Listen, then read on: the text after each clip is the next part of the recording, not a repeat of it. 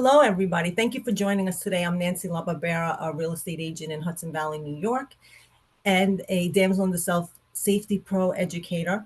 And today we're going to do something a little bit different. I would like to introduce you to Laura Pizzulo. She is a self-defense instructor. And Laura, please tell us a little bit about yourself. Sure. Thanks for having me, Nancy. I really appreciate it.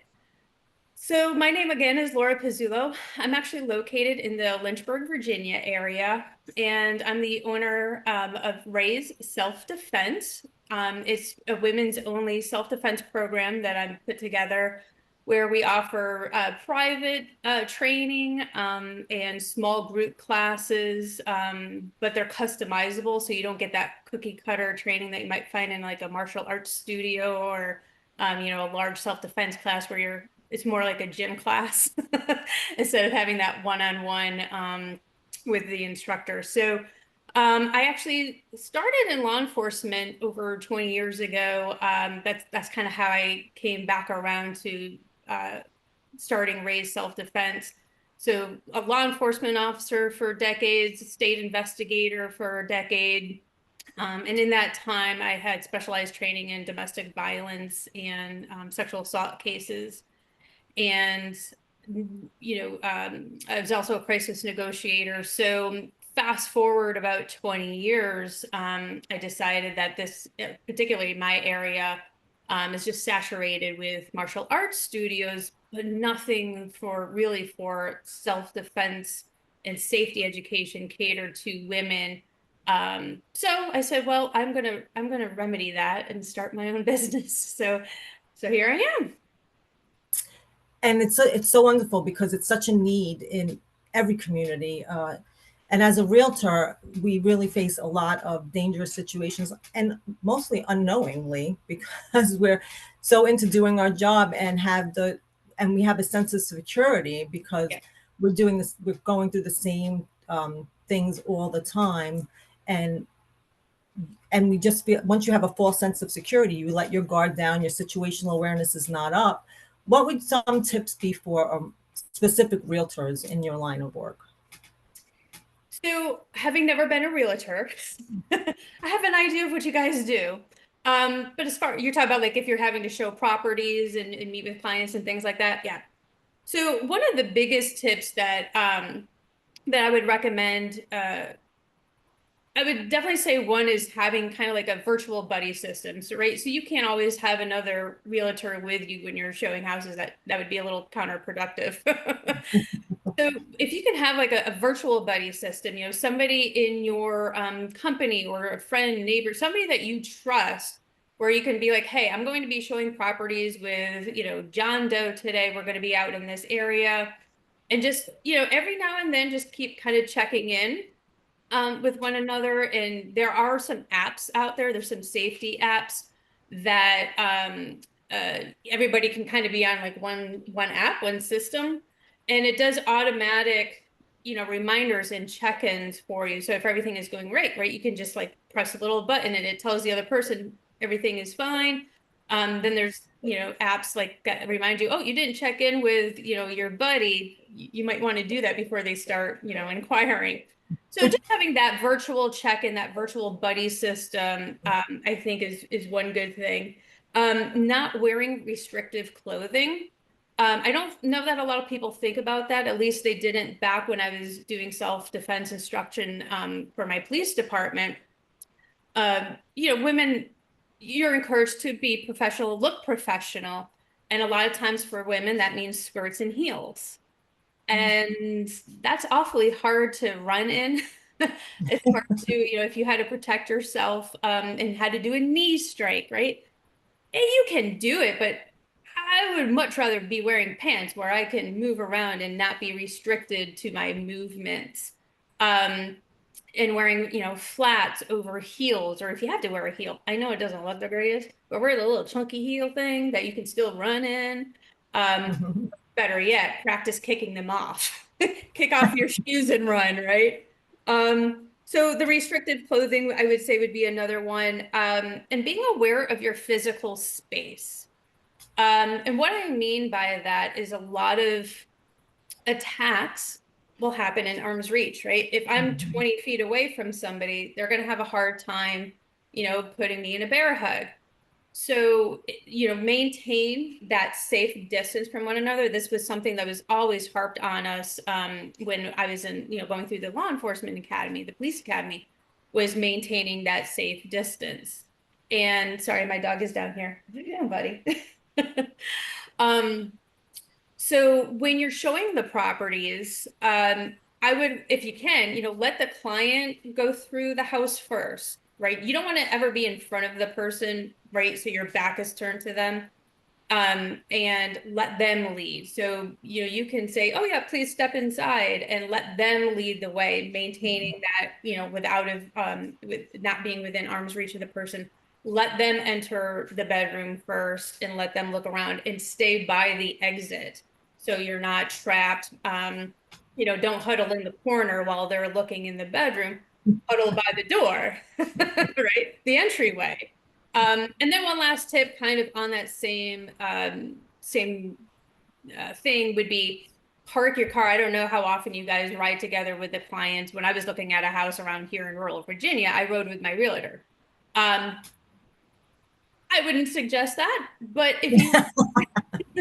um, if you guys are driving separately, park your car. Like I would back in and Right. not park in a way that's going to block you in. So if you need to quickly get to your car, you can just get in and go if you need to, don't, if that all makes sense. So hopefully those are some helpful tips. I would have a ton more, but we don't have time for them. So, wow, those were a lot, and they were so great because it's as a realtor, you can know a client and have taken them out before, but do you really ever know anybody? And Yeah. then we do meet a lot of strangers at vacant houses and in rural places without cell phones. So I feel being prepared and having a plan, a safety plan, is a priority. Most realtors don't have one. They have no idea what they would do if something happened. And I think that's the biggest risk we face because we don't think anything's going to happen to us. Um, Well, and situation. I'm glad you mentioned that because that was a question that I had for you is what you feel the biggest safety risk for realtors, women in particular, when they are out doing this stuff, like you just kind of said it, like a lot of them don't think about that. So would that be the biggest safety risk is that they're not thinking about it at all? So what do you feel like? Yeah, I mean, awareness is 90% of the solution. And that's one of my priorities when I speak about Damsel in defense and the safety tools we sell: stun guns and pepper spray, striking tools. And those are all great, but you want to prevent. Yeah. You don't want to have to use them. So situational awareness, putting your phone down, being present, being aware of who's around you, keeping your private space, people out of your space is huge, which I find the most difficult because when you're in a house, you don't have that 20 feet, right? They're on top of you, Yeah. so that's a little challenging.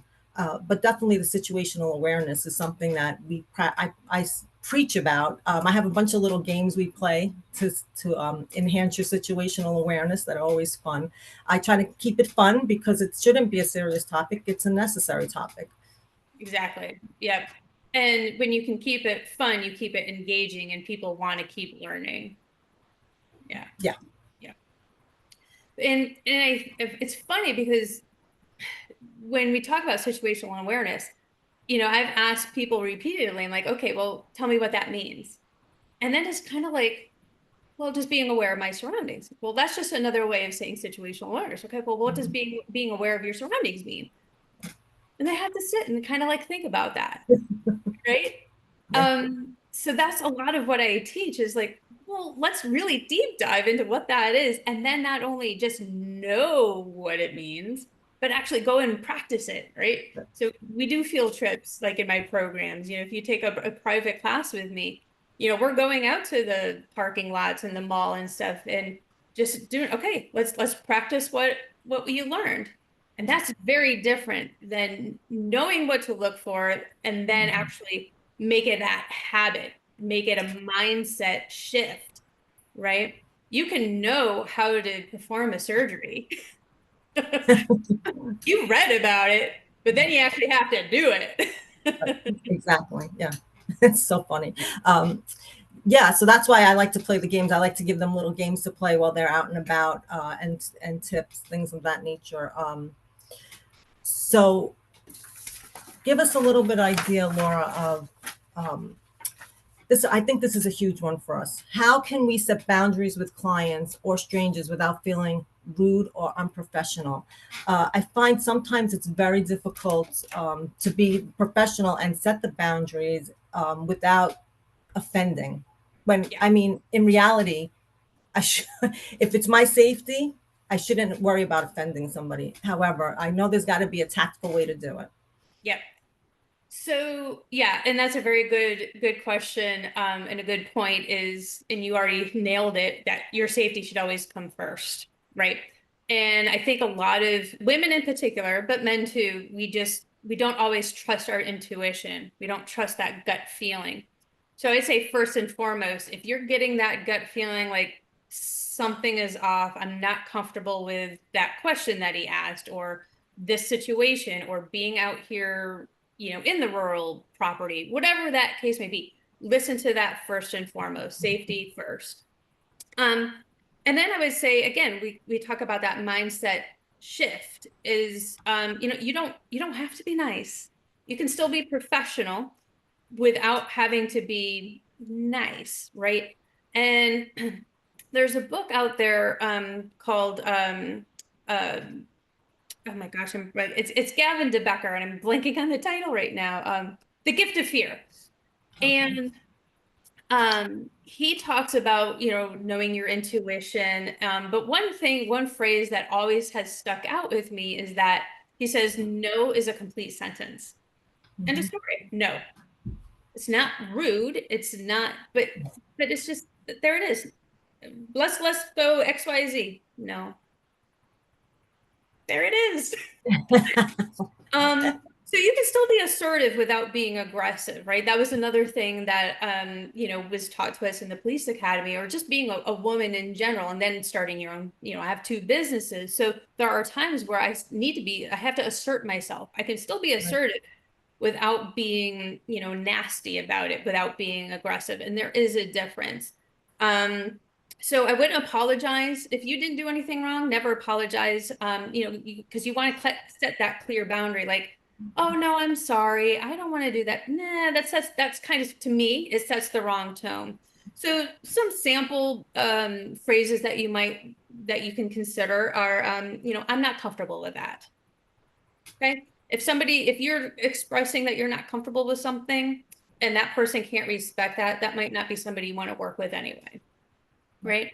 Or something like, you know what, that doesn't work for me. That's inappropriate and I won't tolerate that.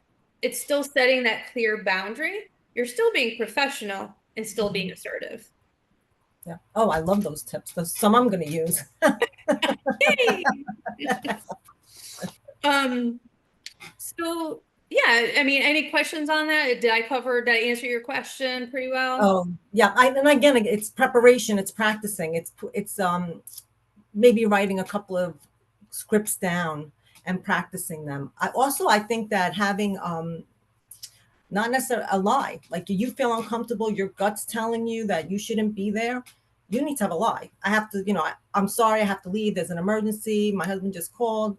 The office is calling, whatever that is, to be able to get out of the situation and still remain professional. Yep. And you mentioned that too, like rehearsing this, because like I said, I can tell this to you and you can have Mhm. it stored in your mind. But if you're not actually practicing that and practicing with a buddy, that first time that you actually have to say no to somebody, Yeah. right? Then we can start going back to apologizing and being uncomfortable and not getting out what we thought we had in our mind. So yeah, making it just practicing and actually going through the motions in real time, real life, saying it out loud, saying it in a mirror to yourself, or practicing with your spouse, partner, or whomever. I have a feeling a lot of people don't have a problem telling their spouse no. So keep practicing with that person, but just, pretend they're a client. Yes. So I'd like to ask you a question because you had mentioned Damsel in Defense, and there's still probably some people who are unaware of the existence of that company and what it Mhm. is that you guys do and sell and train with. So can you tell us a little bit more about Damsel in Defense and what inspired you to get involved with that? Sure, sure. So it's funny. I was in a flea market one day shopping, and I heard zit zit zit zit, and I'm like, "Oh, what's that noise?" And I turn around, and it's a stun gun. And this was on. I was a realtor at the time, and I didn't even think twice about it. I went and bought it. Didn't even ask how much it was. I said, "I need this," and I went home and I researched companies that sold devices. Protection devices for it didn't have to be specifically for women, but actually Damsel in Defense is one of the few that sell online. And when I researched them, they're a great company. Uh, they do a lot of education, educating women. They have workshops for realtors, domestic violence, things of that nature. So it really is a company based on education, and they sell protection tools also. So if that's something you want, we offer it. But the basis of the company is to educate women and to keep us as a community safer, Yeah, more aware. So it's been a real journey for me. I haven't been doing it that long. It's only been a year. So I'm still learning a lot about the products, what women really need. But what's interesting is a lot of women don't want to talk about it. They don't feel that it pertains to them. I'm okay. I'm safe. I'm always with my husband. I'm never alone. And it just the conversation. It's interesting. Actually, it's fascinating how yeah, as women we don't ever put ourselves first. So it's my mission and it's my purpose to really educate women on starting to be aware of your surroundings, keeping yourself safe, keeping your kids safe. It's just the environment we live in nowadays. You just don't know who's going to be around the corner. yeah. So that really is my mission. It really is a passion for me. Good. And thank you, because I think we need more women like ourselves to get out there and educate and let people know that you need to rely on your own safety, not other people relying on your own safety, on your personal safety. But also recognizing that even with those tools, as great as they are, and I highly recommend somebody out there have something, Right. to help them if anything were to happen. But like what you touched on before is let's not get in that situation in the first place. And I've seen this other like time and time again is that people have these devices, but they're buried in their purse or they're not even on their person. They have this device, but like, oh, I'm just going to the store and they leave it at home. Well, it's kind of like, not to, because I know some people are hesitant about firearms and that's fine. Firearms are not for everybody, but something that we use in that firearms community is like, well, people don't want to keep a loaded gun in the house. Well, then it just becomes a blunt object at that point. Right? What's the purpose of having it if you're not going to keep it loaded?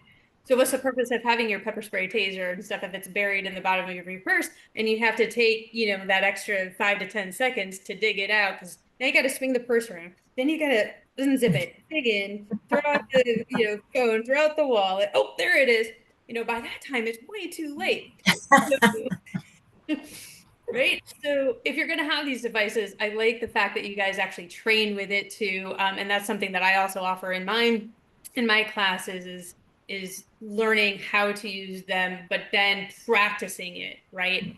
Practicing carrying it on you and quickly getting to it if you need. So with that though, do you find that there are limitations as far as what you can sell and where you can sell it, things like that? Yeah, every state has different laws. So you have to, we have a list of states that prohibit whether it's pepper spray or stun guns. So we're definitely aware of that. If you order on the website, it will not ship to those locations. So it's already defaulted to not let you buy those products. I do like to, I do a cash and carry because I like to be able to show the ladies how to use it, what the features are, have them hold it because it's really a personal preference. We have a couple of different kinds. We have this little one. I don't know if you can see these. Probably not. Oh, it's getting blurred out. There you go. I see it now. Yeah. Yep. So there's different types of them. So I like for them to feel them, touch them, play with them so that they can decide what their preference is and Great. then actually teach them how to use it. But what's funny is I recently took a self-defense course. It was a 5-week course. 1 day a week was for an hour. And before I took the course, I would tell the ladies, it's stun and run, right? You're going to stun and run. After I took the self-defense course, oh no, it's stun. And when he bends over, you kick him in the face, right? You make sure he's down before you get out of there. So Yeah. Yeah. it's a total shift in mindset when you can defend yourself with your hands. Tools are great, but as you said, what if you don't have it on you? What if it's not charged? What if your gun's not loaded? Then you are now on Attacked from hand. behind. Excuse me. Or if you're attacked from behind. Or if you're attacked from behind. So for me, these tools are great, and if they make you feel empowered and give you and they make you feel that you can go out and be safe, that's great. But I don't think um, it doesn't take the place of a self-defense course. Right. And I really think every woman should enroll in at least a 2-hour self-defense course. I say a whole course of it. Oh yeah. The course that I taught through the police department was like 10 hours, you Yeah. know. And we could still do, I mean, oh my gosh, I could do 10 full days and then some on Well, this. 10 hours isn't going to make you an expert. It's just No. going to give you a little knowledge.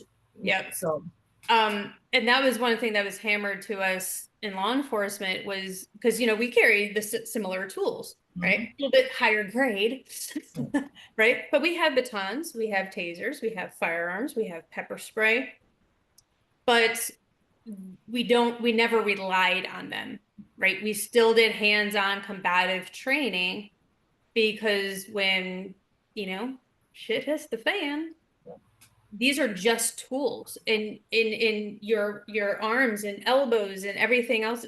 These are tools too, right? And I think people get too complacent, like you were talking about. Oh, I have pepper spray, I'm good. And Exactly. that's not the mindset you need to have. It's I have this, and I know how to use this. And I've practiced with it, right? It's completely different. Yeah. Yeah. Yeah. You have a plan and you're prepared. Yep. Yeah.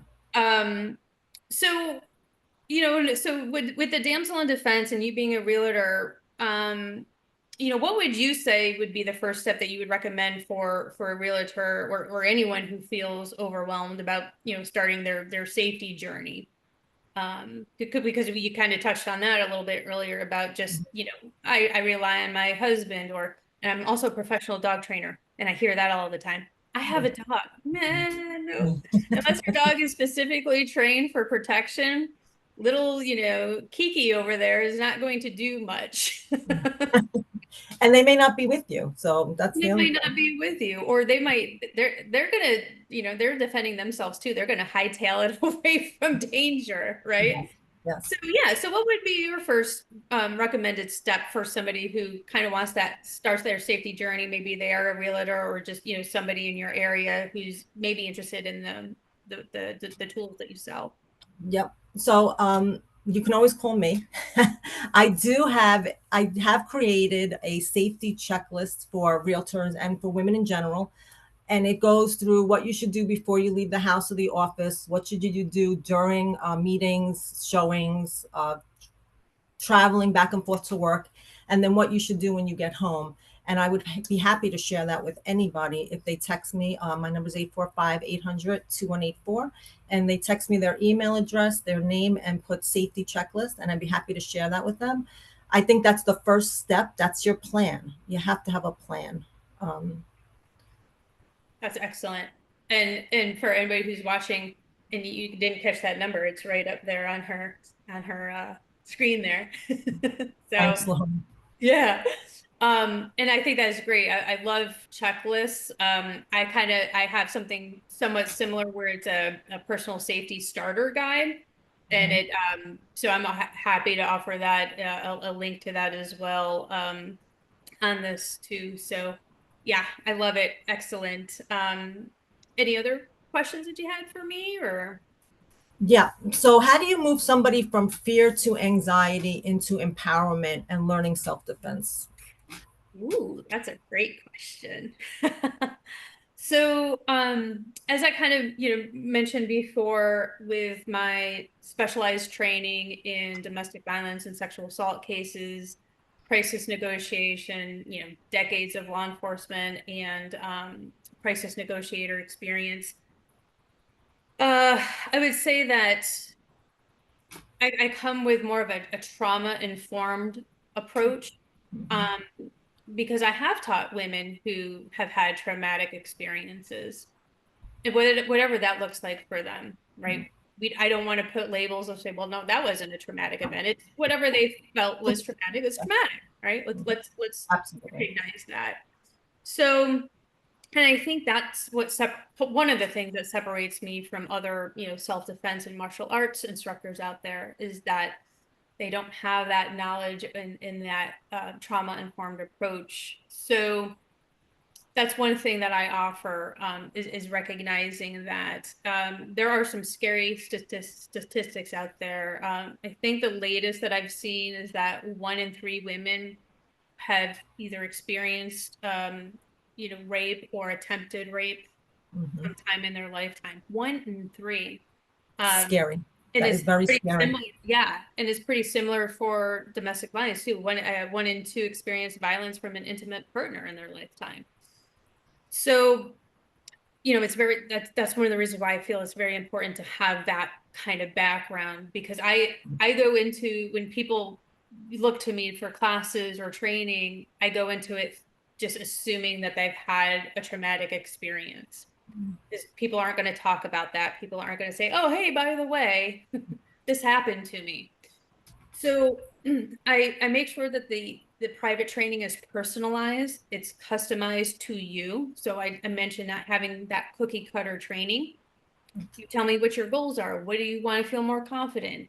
And we do that, right? And coming to a female instructor, I think has its advantages, because there's a lot of women out there who are intimidated by going to a male instructor, number one, and then number two, going into a room full or a gym full of people Mhm. who they don't know, who contain, there's men in the class. So everything that I offer is strictly for women, female instructor with that approach, but also recognizing that fear is normal.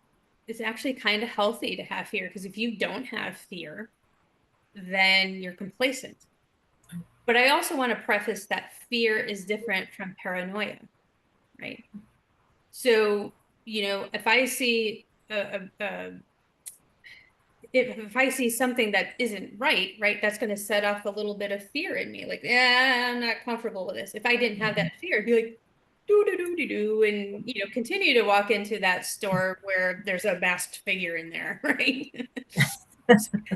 So we have to recognize that fear is normal. But then as I'm training you through that repetition and that training, right, it kind of starts to sink in with women like, hey, I'm doing this. I'm building that confidence. I'm being allowed to fight back. I mean, because what's more empowering than knowing that you can fight back and that you actually have the permission and the knowledge to do it, The right? permission I find is huge. Yeah, As a woman, to have permission to defend myself, to set boundaries, is just huge. And then having the ability to do it is yeah, very empowering. Yeah. yeah. And it's all about, celebrating those small wins. So, in my classes, I encourage women to kind of like keep a journal or a log, because when we just have those small wins, and then a month, 2 months, 3 months later, when they see what they'd started from where they were to where they are Mhm. now, Yeah. and they can go back and reflect like, oh yeah, I remember I didn't even want to say yell no. I couldn't yell no. Yes.